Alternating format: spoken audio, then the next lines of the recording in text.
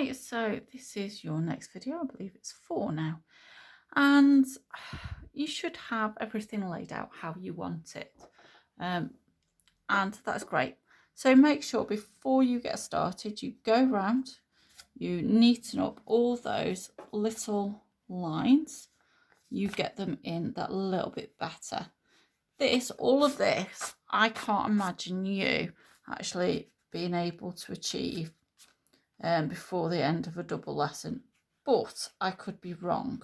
Yeah, I mean, I think about how long it takes me and I times it by 3 or something like that, because I might be able to work out things a little bit faster because I'm used to doing something similar, whereas you may have not done something like this before, so it might take a little bit longer for you. You might find that, you know, things are really tricky on this, and you might try and print it off a little bit bigger so you can actually see it and match it up on your page. No tracing allowed, folks. This is freehand. Well, as freehand as it can be with a ruler, that is. So make sure that you're going around and neatening stuff up. It doesn't need to be too neat. Now, what I would say, you can choose to outline it with what you've got, and people have different things at home, so you might want to invest in something, but you can get away with a black biro, though it can be a little bit tricky to go over the lines of the pencil. It just seems to not work very well with it. Hence, when we're in school, we tend to use like a fine liner or something like this, okay, to go over it. And that can be absolutely wonderful. If you don't have that, you might find that a very sharp black pencil crayon will do the job that you want and get you the neat outlines. I can't sharpen anymore, pencil lead stuck in there.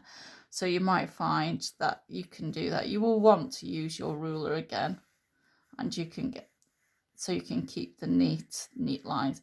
So the nice thing though about the pen is you can put the pen on and then get your rubber out again and go over the lines, whereas if you're using pencil crayon, it can be a little bit problematic, a little tricky.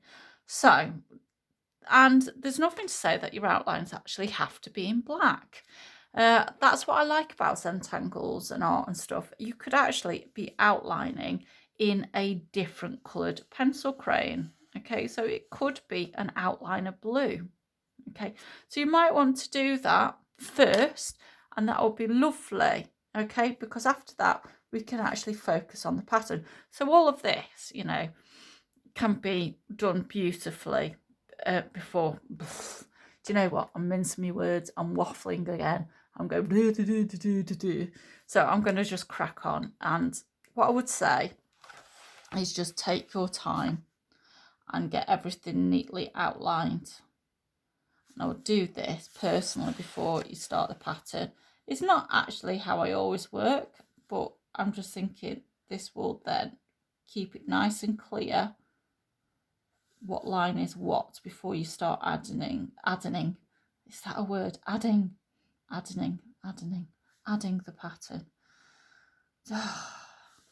Don't you just love it when your words go wrong? The joy of dyslexia, the joy of waffle. I'm good at waffle and mixing things up.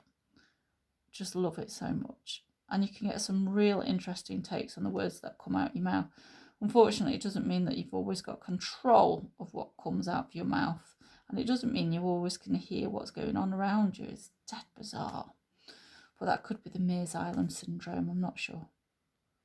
One or the other. They probably don't help each other either. Probably make it double as hard. Oh dear. So just take your time doing it in little bits. Don't forget, and you'll notice I'm rotating the book around. That's what you want to do. You can make it really hard for yourself if you're not rotating that book around. Okay, so you can see it's making it pop now. It's making it stand out. So that is your next stage.